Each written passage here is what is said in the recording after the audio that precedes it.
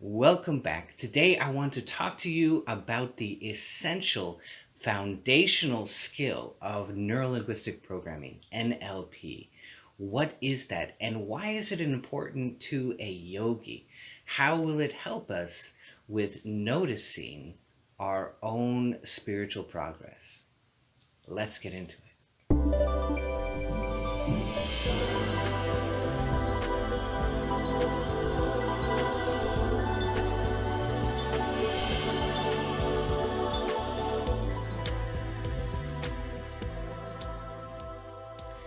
So, neurolinguistic programming has been described as a bag of tricks. And I love that description. It doesn't quite do it justice because what they did, Bandler and Grinder did, was they went out and they modeled people. And they said, what is it that these people are doing so well? And so they took everything that they were doing and then they took out all the pieces which were non-essential, which means you have to run the program, the entire program. So you see they did this, and you have to model it over and over again. Make sure that you don't miss any of the pieces. You need all of the essentials. So then you get all of those actions and you list them out. And then you run the program again and again. And you take different pieces out. And you find out what are the essential pieces that make this action work. And that's modeling. And you reduce the entire program by doing that, and it gives you amazing insights. And so that's really what neurolinguistic programming is based on, is modeling. And it's quite profound because when you start modeling really effective people and you figure out how they're doing what they're doing, as Tony Robbins said, success leaves clues. And so following those clues, we learn the essential actions that created that success. That's really what, and that's maybe a more in-depth look at what NLP is. It doesn't begin to scratch the surface. You have to learn all of the different techniques in order to really get a handle for it. But the foundational skill, the skill that really matters, is sensory acuity.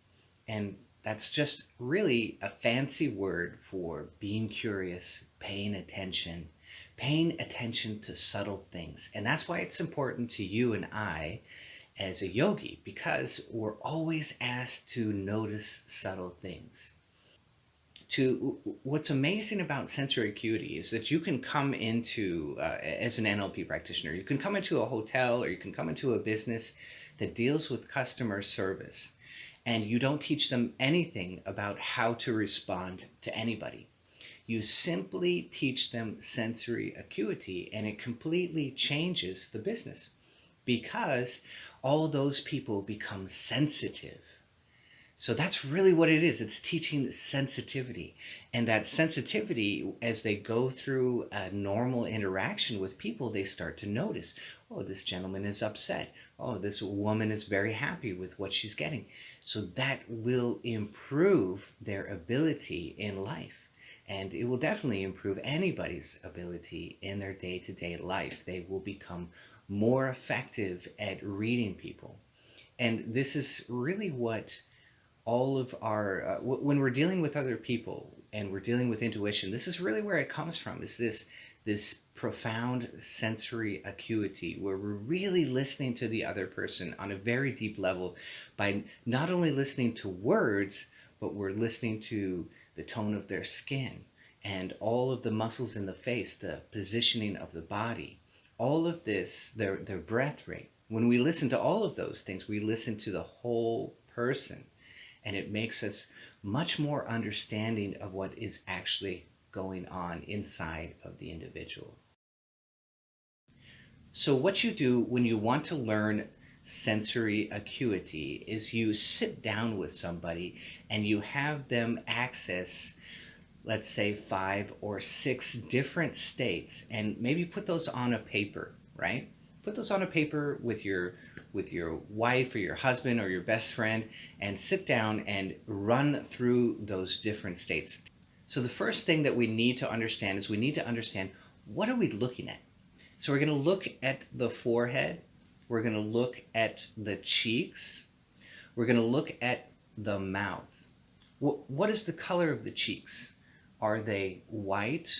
Do they look hollow? Uh, do they look rosy? What does the forehead look like? Is it stressed? Is it pinched? Is it drawing down? Is it drawing back? Is it bright? Is it shiny? Or is it dull? So we can look at, there's gradations in the skin. Is the skin gaunt? Is it normal? Is it rosy? So that's a spectrum, right? So we're looking at this spectrum inside of the skin. We're looking at all of the muscles in the face. You have so many muscles in your face. And interestingly, it's the ventral vagal nerve that controls all of those muscles. So it's the nerve in the front, the ventral vagal, vagal meaning parasympathetic. So your parasympathetic system runs from the gut right up into the face, and it controls all of these muscles in the face very instantly and very, very quickly. It's myelinated for speed. So it just, something happens inside of you in your chakras, and instantly, bam, it appears in the face. And that's why we're able to read people, because all of that information is coming up directly into the face. And so look at the muscles around the mouth. Is the corners up in a tiny little smile?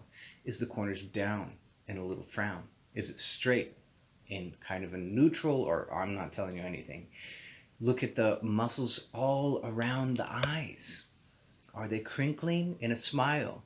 Are they frowning? Are the brows knitting in frustration or anger or Again, look at the creases in the forehead. Is it wrinkled? Is it down? Is it up? And is it surprise? Look at all the movements in the eyes. And so these are the normal things that we notice in people from day to day. But we want to take we really want to notice. We really want to be curious and look. And that's the essential skill we're building here, is this curiosity and this ability to actually pay attention. And then we can look at the shoulders. As we're looking at the face, we can look at the ears will move too. The ears will go up or down as we smile or as we frown. And so we can also look with our peripheral vision. That's a skill we're creating here, right? The shoulders, what are they doing? Are they tensed? Are they drooping? Are they back? All these different actions of the body, they give us these tiny little signals of what's actually going on inside of the person. So first, let's get an idea of neutral, okay? So I'm just going to be as neutral as I can.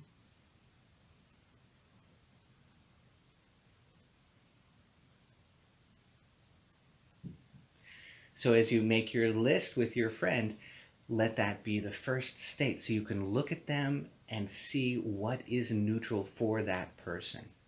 And then let's see if they access something if they can just think in their mind of something that was really, really funny to them. And so just look at their face as they go from neutral to funny.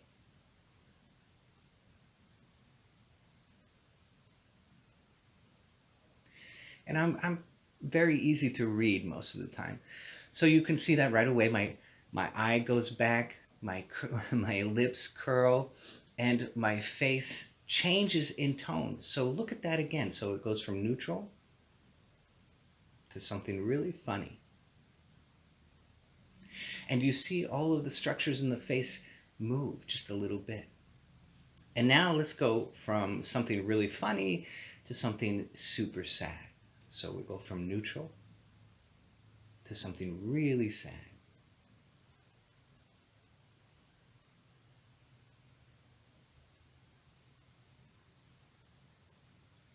So again, you see the skin tone change, the muscles in the mouth, the muscles in the eyes, the muscles in the entire face. So we're looking at each of these little things, and then we take the whole in as one. Now let's go from neutral to surprise. So something which is really shocking.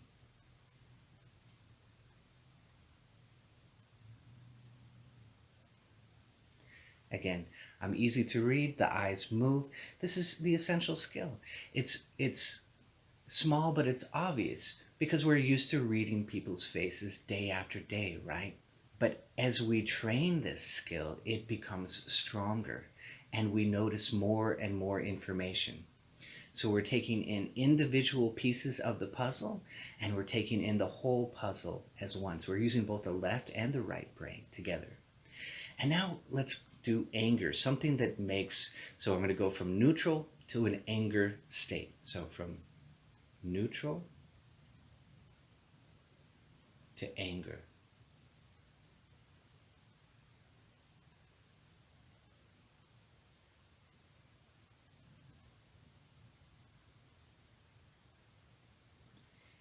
And again, the whole face changes. So make your list from neutral to something hilarious to shock to anger, as many states as you can try to learn with your friend, looking at the tone of the skin, looking at the eyes, looking at the mouth, looking at the ears, looking at the forehead, noticing the shoulders, the breath rate. Notice all of those things and don't just do it with one person. Do it with 2 or 3 or 4 people if you can, and go through all of those states. Then you can ask them, okay, I want you to enter into one of the states that we listed. Don't try to trick me. We're trying to train each other. We're not trying to trick each other. We're trying to train each other, right? So I want you to go in through one of those states that's listed here. Don't tell me what it is, and I will guess. So I'll go into one of those states now.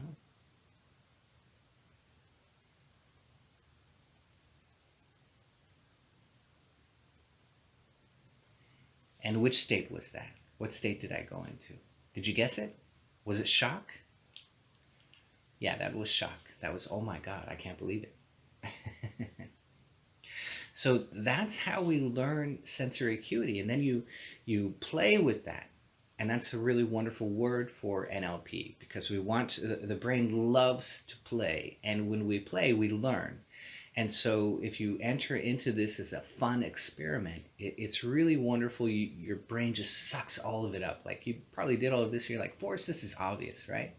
But as you go out into the world and you start noticing people shifting states, shifting skin tones, shifting the muscles in their face, as you learn to watch these things, the posture of their body, are they thinking of, so I'm telling you about something and it looks like I'm holding a paper in my hand. So people will make these unconscious gestures and movements all the time, and they're really trying to tell you the whole story all the time.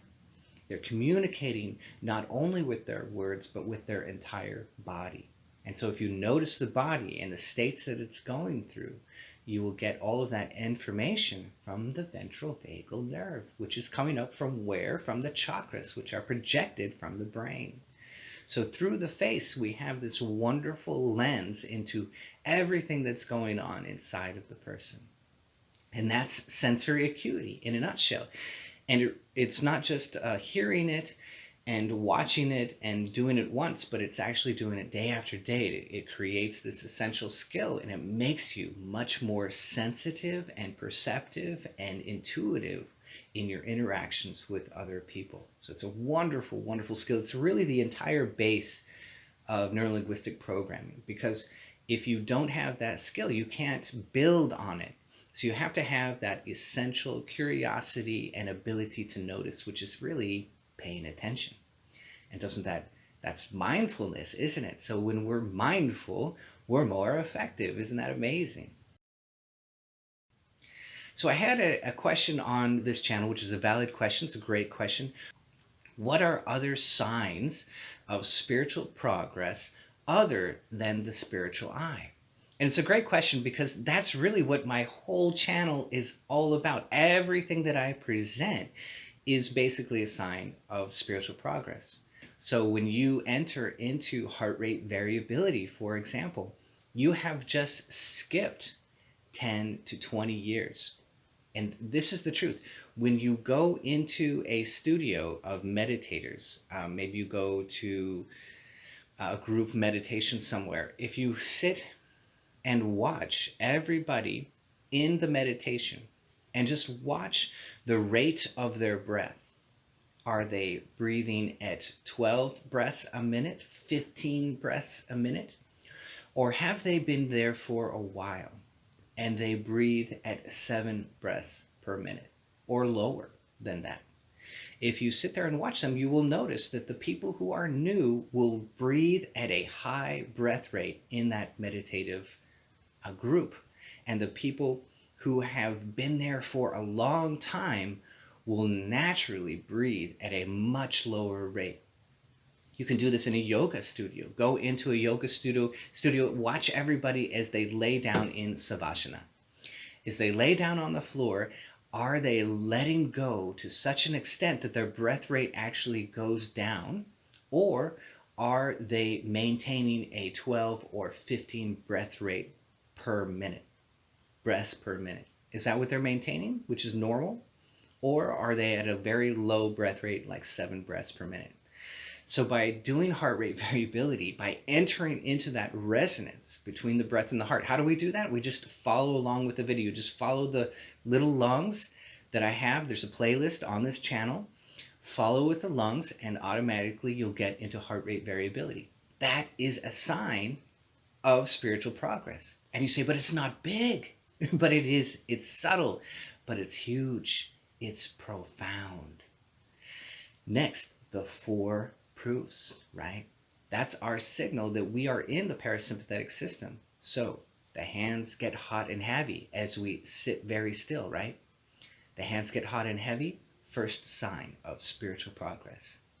Next, the lip might tingle. Second sign of spiritual progress. We feel the pressure on the dorsal vagal. It kind of tingles, or it's just this ecstatic kind of pressure on the dorsal vagal. Third sign, spiritual progress. The whole skin tingles everywhere. We just feel alive like we've never felt before. Fourth sign that we're getting deep into the parasympathetic system, and that is a sign of spiritual progress.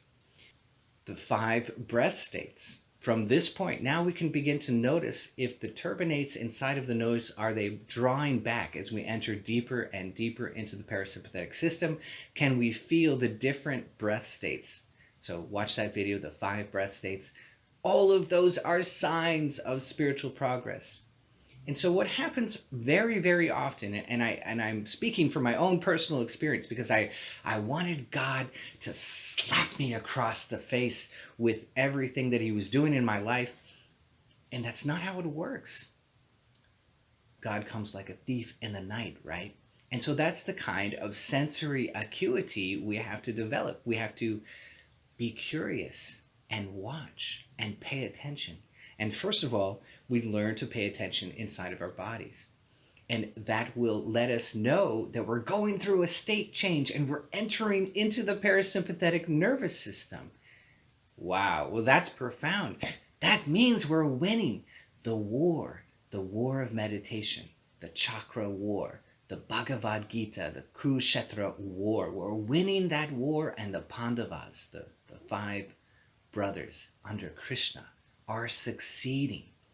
And if you don't notice that, well, then you're somewhere else, right? So you've got to actually be here in your meditation to notice those things. And that's what creates this glorious biofeedback loop that lets us know, oh my God, I'm actually doing well in meditation. And that will strengthen everything. You'll get this confidence, and suddenly you'll go very easily into these very deep states. But it was all based on noticing subtle things, on noticing and paying attention to subtle shifts.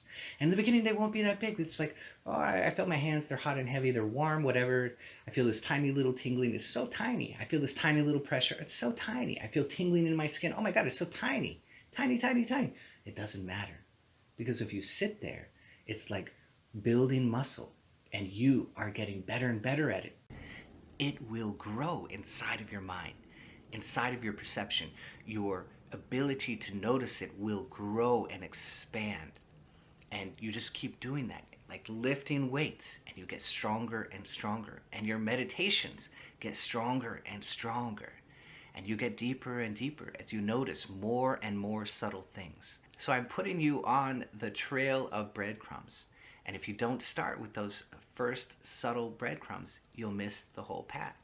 So that's why it makes it so easy to follow those clues, to follow that map of the 4 proofs and the 5 breath states. You follow that breadcrumb trail, and it takes you directly into a very deep meditation every single time. So that's the thing we want to notice. Am I able to get into the 4 proofs? Am I able to get into some of the 5 breath states every single time that I sit to meditate? Because that's an actionable plan for our meditative journey. So I hope that you love this. I hope that you experiment with sensory acuity, even if you just go around and just notice people. Notice as they shift state, as they're talking to you. It's really fun, and it will give you insight, and it will create a faster rapport between you and the person that you're with. It's a magical, magical process, and it will teach you this essential skill of curiosity and noticing what's inside ourselves. So I hope you love this. If you did, be sure to hit that bell down below so I can see all of you.